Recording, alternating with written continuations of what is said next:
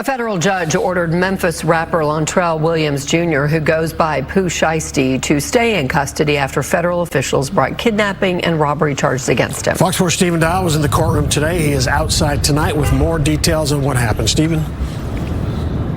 Steve, I sat directly behind Lontrell Williams Jr., who you guys said goes by the rap name Pooh Shiesty, for the entire hearing in the very small, tightly packed courtroom. And after back and forth from the prosecution and the defense, the federal judge said that she found probable cause in the alleged kidnapping and robbery charges that Williams Jr. faces and involving Atlanta rapper Gucci Mane.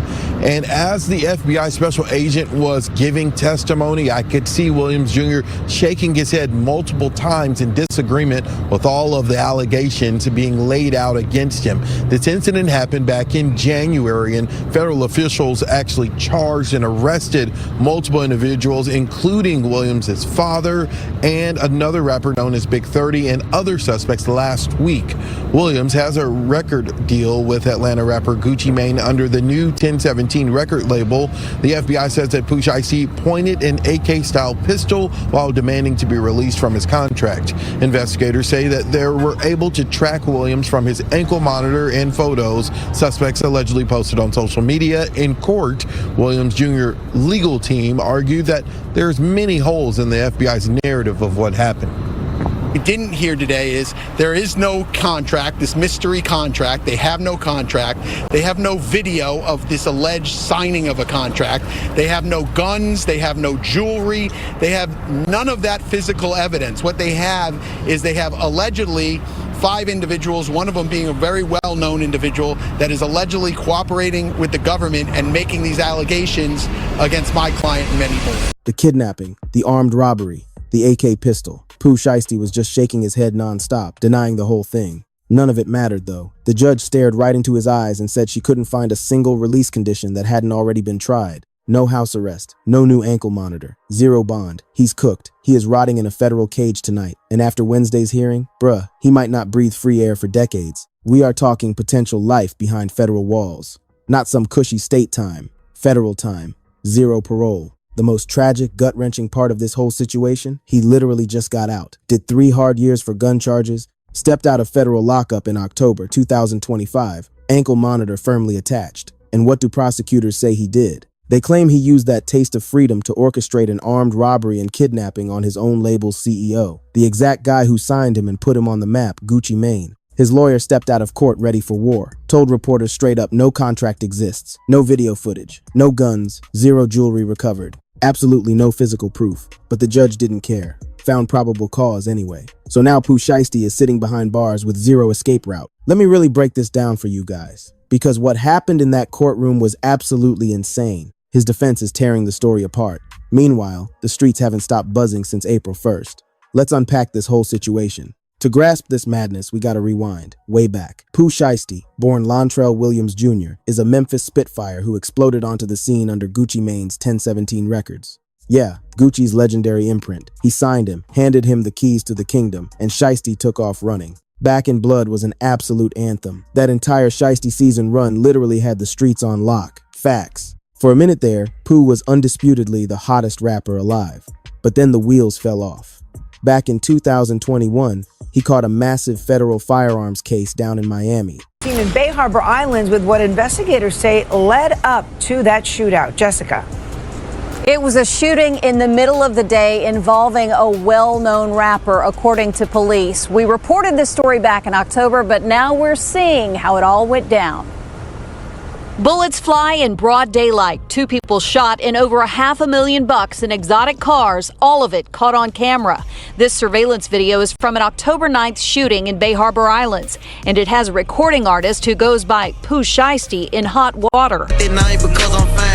Shiesty, whose real name is Lontrell Williams, was arrested a few days later. He and a member of his entourage charged with aggravated battery with a deadly weapon. Eventually, he took a plea deal for firearms conspiracy. The judge slapped him with a brutal 63-month federal sentence. Over 5 years, bro. He ended up doing roughly 3 of them before catching parole in October 2025. Feds slapped that ankle monitor on him the second he walked out.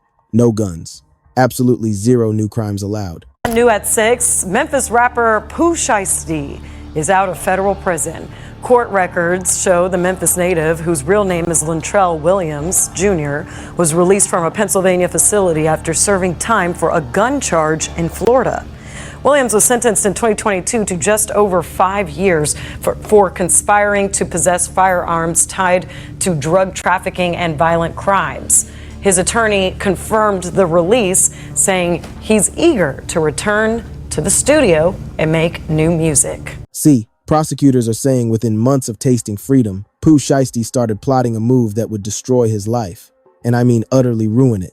The truth? His bond with Gucci Mane had been rotting away for months. Behind the scenes, the contract disputes were getting dangerously toxic. Word on the curb, he desperately wanted out of his 2017 records deal. Tension was boiling. Sneak disses on the timeline, backdoor industry gossip. The vibes were completely toxic. The whole culture sensed the shift, but absolutely no one predicted this level of madness. Nobody. Now watch how wild this gets. January 10th, 2026. Gucci Mane and 2 of his guys touched down in Dallas, Texas. They walked in expecting a straight-up corporate huddle at a studio. Just a standard suit and tie sit-down to iron out the paperwork beef and squash whatever bad blood was brewing between Gucci and Shiesty. At least, that was the pitch. But if you ask the feds, that studio link-up was a pure ambush from the very start. I'm gonna walk y'all through this play-by-play, because the level of madness buried inside this federal paperwork, completely mind-blowing. So Gucci and his 2 boys stroll right into that Dallas booth, fully anticipating a standard corporate chat. Shiesty is in the building. His pops, Lontrell Williams Sr, is holding court, and Memphis spitter Big 30 government name Rodney Wright Jr is posted up too. Plus, the feds claim at least 6 extra shooters are lurking around, with a handful flying down from Memphis just for this exact moment. And boom, here is where the script flips completely. Word is, Shiesty pulls Gucci aside for a quiet word in the actual booth. Just a private huddle with him, his dad, and Big 30. Massive red flag right there, man. Cornering the label head in a closed-off room alongside your own muscle? Still, Gucci walks in, and the paperwork says the second that door clicked shut, Shiesty slapped down his release documents and demanded a signature right then and there. Gucci obviously pushes back, the shouting starts, and suddenly, Shiesty allegedly ups an AK-style pistol, literally forcing the man to ink that release with a barrel in his face. Yet somehow, that ain't even the wildest detail. Once that forced signature was on paper, they claim Shiesty just ran his pockets, snatched the wedding band, timepiece, earrings, and straight cash. Straight up violated the man, left him with nothing. Then they step back out, and bam, the rest of the crew allegedly draws iron on Gucci's 2 stranded homies. One guy, listed in the files strictly as MM, was supposedly choked out until he practically lost consciousness. Meanwhile, Big 30 was supposedly posted up like a bouncer against the exit, trapping everybody inside the spot. Let that marinate for a minute. This wasn't just some random heated block squabble. The prosecution calls this a full-blown, organized hijacking. We're talking multiple shooters, exits locked down hard, brutal beatdowns, and contracts inked right down the barrel. They slapped him with kidnapping, bro. Federal kidnapping. That is doing life kind of weight. But wait, because the whole orchestration gets significantly shadier from here. Feds say half this crew made the trip from Memphis to Dallas strictly for this exact moment. You think that's just some random coincidence? Nah, that is pure logistics. Cold calculation. When the lawyers drop those facts in a courtroom, the judge instantly knows this wasn't just young dudes letting off steam in a heated moment. It was entirely plotted out. Goons bought plane tickets, burned gas across borders, rolled into a music spot strapped to the teeth. Meanwhile, Gucci's out here catching a flight, expecting a regular corporate handshake, rolling with 2 guys. 3 men walked in, expecting nothing but a clean, professional chat about label paperwork. Instead, they allegedly stumbled into a viper's nest, a room packed with shooters who weren't there to compromise. The complaint alleges that on January 10th of this year, 3 music industry professionals traveled to Dallas for a scheduled business meeting. Lontrell Williams Jr. arranged this meeting purportedly to discuss the terms of his recording contract with one of the victims. As alleged, once these 3 men were inside the recording studio, Williams Jr. and 8 co-conspirators, several of whom traveled from Memphis, Tennessee, executed a coordinated armed takeover. As alleged, Williams Jr. produced an AK-style pistol and forced one of the victims to sign a release from the recording contract at gunpoint. The remaining conspirators displayed firearms and robbed the other victims of Rolex watches, jewelry, cash, and other high-value items. One of the victims was actually choked by one of the defendants to the point of near unconsciousness. Feds didn't just crash the door right away. Nah, they played the long game. Ghosted for 3 solid months. And you want to know the kicker that truly doomed him? He had a federal ankle bracelet strapped to his leg the entire damn time. Literally the exact same piece of hardware the government slapped on him for a previous weapons charge. Meaning those agents had cold, hard digital receipts putting him perfectly inside that Dallas booth on January 10th. They watched his dot ping all day long. The feds had rock-solid coordinates during the entire hijacking. You honestly cannot write this kind of stuff. Fast forward to April 1st, 2026. The feds finally blitzed, and they did not play nice. Teams raided the Williams family estate in Cordova, Tennessee, hitting them with massive search and arrest warrants. Little quiet spot outside Memphis. Choppers and local cameras caught the entire circus. You had an army of badges swarming the yard by 9 a.m., tearing through the house for basically the entire afternoon. Neighbors heard stun grenades popping off. Cops walked out hauling computer screens and brown paper evidence sacks. They bagged Shiesty right there on the spot, put his dad in cuffs at the exact same house. They swept up 8 of the 9 targets that morning, raiding spots across Dallas, Memphis, and Nashville. The final straggler? The Bureau snatched him out in Atlanta shortly after. 9 whole bodies caught federal indictments, 9 of them, all tying back to the madness inside that Dallas booth. This week, 9 individuals, including well-known musical artists, kidnapped and robbed at gunpoint numerous victims at a music studio in Dallas, Texas. 8 of the 9 were arrested yesterday in Dallas, Memphis, and Nashville. These individuals who are charged and arrested include Lontrell Williams Jr., also known as Pooh Shiesty, Lontrell Williams Sr., Rodney Wright Jr., also known as Big 30, Kadarius Waters, Demarion Gibson, DeMarcus Glover, Corday Johnson, Darian McDaniel, and Terrence Rogers has not been arrested yet, but will be soon. You want the craziest part? The suits say a few of these guys actually flexed pictures of the stolen ice on the gram right after the hit. And as described further in the complaint, within hours of leaving the Dallas studio, a number of the defendants were on social media displaying some of the items that appeared to be the jewelry that had been robbed from the victims. The block was tuned in, sure, but the Alphabet Boys had their eyes glued too. Fast forward to Wednesday, April 8th, the main event we've all anticipated. Pooh Shiesty hitting that Dallas federal courthouse for his bond hearing. His defense squad walked in practically swinging. He packed a 3-lawyer bench, bringing heavy hitter Bradford Cohen into the ring, taking on this monumental fight alongside Pooh Shiesty. Word from a journalist posted up right over his shoulder in that tight courtroom space. Whenever the fed up on the stand started spouting those accusations, Pooh Shiesty just kept shaking his head, dead set on denying every word. It was eating him alive, man. He's sitting there listening to the system sketch out a blueprint to put him in a box forever, reduced to just shaking his damn head. But his legal eagles jumped straight off the porch, their counterattack forming up right out the gate. Cohen told the press out front he figures the feds sat on this for 3 whole months, purely because the victims' stories were bouncing all over the place, basically calling the government's entire narrative Swiss cheese. Then Cohen dropped a real heavy gem, claimed the state supposedly holding 5 cooperating witnesses, including one seriously high-profile name pointing the finger directly at his client. He kept the name out his mouth, but read the room, fam. The trenches are already drawing out the whole map. Another lawyer in Shiesty's corner, Bob Helms, shoved back hard against the Fed's entire fairy tale. He told the cameras the state wants to paint this as some basic paper-chasing beef, but in the rap game, reality is always wearing a mask. The defense is totally plotting out a narrative that this mess runs way deeper than the simple picture the feds are painting. This is where his squad started ripping the roof off. Cohen broke it down completely raw.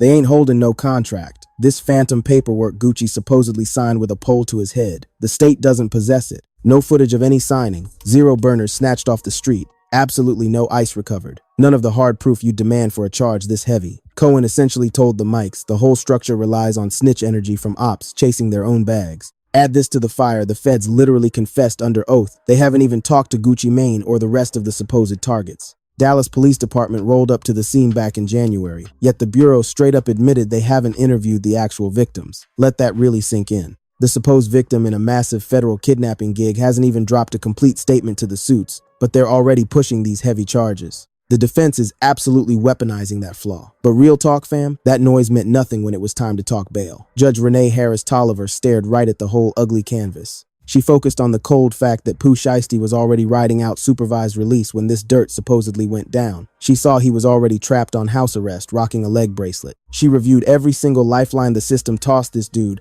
and he supposedly spit on every single one of them. Then she dropped a heavy hammer, looked Shiesty dead in his eyes and said, "I cannot find a single condition to offer that hasn't already been handed to you. Digest that for a minute."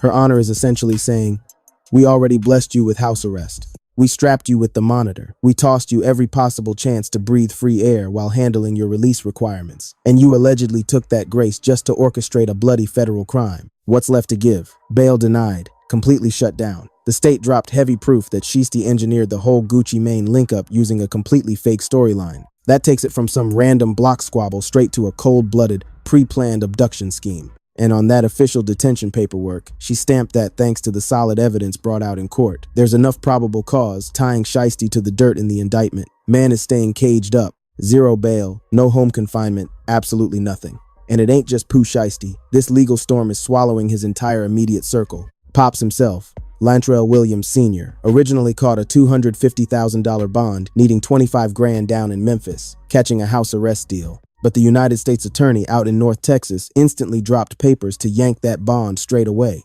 Claimed the man is a straight-up track star ready to run and a menace to the streets. The suits argue Senior wasn't just riding shotgun, they swear he blueprinted the whole mission, even copying the gear used in the abduction. A robe ruled to ship him straight to a Dallas cell. Bond completely snatched. Big 30 got caught in the exact same trap. A Tennessee judge offered a $100,000 bond, but the feds immediately froze it. Texas District Court Judge Ed Kincaid slammed the gavel, ruling Big 30 stays behind bars and gets shipped back to Texas. Now the two sides gotta battle out his freedom.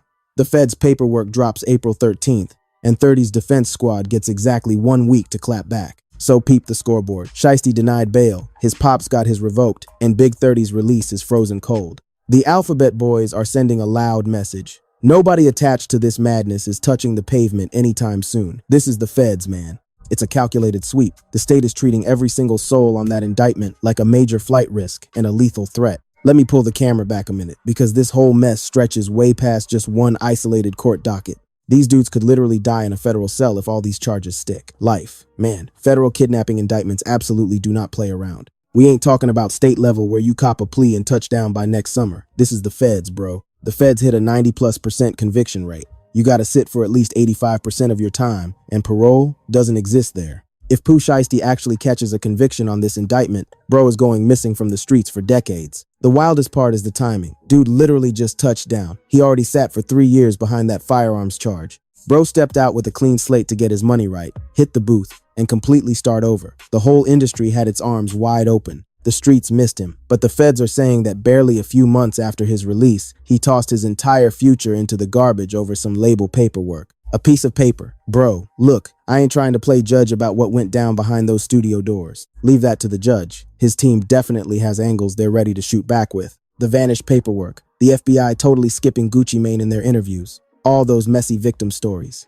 And let's be real, Bradford Cohen knows exactly what he's doing. We're watching a courtroom war that'll stretch for months, maybe drag out for years. But I gotta keep it real with y'all. The Alphabet Boys don't drop indictments this heavy unless they're holding pocket aces. 9 people swept up. Simultaneous raids across different states, GPS tracking logs, digital receipts from the internet. This operation is a monster. For Shiesty, though, the calculus is sickening. He was already answering to a federal probation officer, literally walking around with an ankle bracelet. They had his location mapped all day. If this indictment holds up, bro pulled off a violent federal kidnapping while the government watched his dot move live. You couldn't dream up a worse nightmare for a defense attorney. The culture is totally divided. You got half the block pointing straight at Gucci Mane, wondering if he just handed the feds a playbook. Twitter's been branding him a rat from the second those cuffs clicked. That specific word is flying everywhere on the timelines. Let's keep it 100 though. If a squad runs up, puts an AK pistol to your dome, taking your wedding band, snatching your Rolex, your ice, and your cash, then forces you to autograph paperwork under the barrel while your homies get choked out next door, does calling the cops make you a rat, or does it just make you a survivor of armed robbery? That's the argument tearing the internet apart right now. Honestly, the street code is messy and deeply hypocritical. No simple answers. But peep this detail. Bradford Cohen, the exact attorney defending Shiesty right now, threw a heavy hint that a massive industry name is singing for the Alphabet Boys. Didn't even need to drop a name. Why bother? The whole world can already read between the lines. That exact cooperation, if it's really happening, is going to be the battering ram the defense uses to smash the prosecution's narrative to pieces. If the main guy pointing the finger at Shiesty has financial motives or label beef, you better believe his lawyers will tear that apart in front of a jury. That's a whole separate war. Then you got the flip side saying Shiesty dug his own grave, that he could have moved completely different. You literally pay fixers, managers, and entertainment sharks to break you out of trash contracts. You do not need to pull up with an assault weapon to renegotiate a split. They make a valid point, honestly. The rap game is notorious for enslaving artists in dirty paperwork, but you can sue. You can always take it to civil court. But did Shiesty even feel like the courtroom was an option? Or did the sheer rage of doing time, combined with feeling financially robbed, push him completely off the deep end? But let's look at the absolute facts here. Right now, Shiesty is rotting in a federal cage with zero bail, staring down an indictment that could literally steal his entire youth. Maybe worse. His pops is behind bars, his whole crew is caged, his freedom is completely snatched, and they haven't even picked a jury yet. It's just one of those heartbreaking hip-hop moments. You look at this incredibly gifted kid and just think, why didn't he just breathe? Why not just let the suits fight the label? Why didn't he just stay in the booth and let the business handle itself? Because honestly, the boy had generational juice. Back in Blood remains one of the absolute most ruthless street anthems Memphis has dropped in 10 years. That whole Shiesty season era elevated him to untouchable status. The streets were literally starving for his return the exact second he walked out the gates. Every major label was practically begging. Guest verses would have paid ridiculous bags. Bro literally just needed to move quiet for a couple years, survive his probation period, and the whole world was his for the taking. Bag a massive deal, build his own empire, or just flood the streets independent. He had infinite moves, but if you believe the feds, he picked the gun instead. Supposedly, he brought assault rifles to a boardroom fight. So now, the exact same system that just granted him freedom gets to decide if he dies in a concrete box. We're miles from the finish line here. His lawyers aren't sleeping, the phantom paperwork matters, the silent victims matter, and that whole snitch narrative, it's going to get incredibly ugly. If they actually take this to trial, it's easily going to be the biggest hip-hop courtroom spectacle we've seen in a hot minute. But as of today, Shiesty is jammed up in a federal lockup. No bail, no release conditions, zero chance of breathing free air before court. His own dad is caged right beside him. The rest of the crew is bouncing between different federal yards, while the prosecution builds a trap they honestly think will bury all 9 of them for the rest of their natural lives. Talk to me. Can his lawyers actually shoot enough holes in the state's narrative, or is Pooh Shy about to get swallowed by the system and face serious time? Drop your read in the comments. If you're fresh to the trenches, lock in and hit subscribe. This courtroom circus is far from over, and we're right here breaking down every single move as soon as it drops. Keep your head on a swivel out there.